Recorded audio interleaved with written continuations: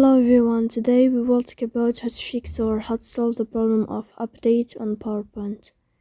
To know how to fix or how to solve the problem of update on PowerPoint, you should just go to settings. In the first, you can go to apps and you'll enter to PowerPoint. Then you can click on first stop and you can click OK. After that, you'll enter to the window of storage. Here you can click clear cache. Don't click clear data because that can delete your account. In the end, you can turn off your phone and you can wait a moment to turn on your phone again to fix that problem. So please don't forget to support us by like and subscribe.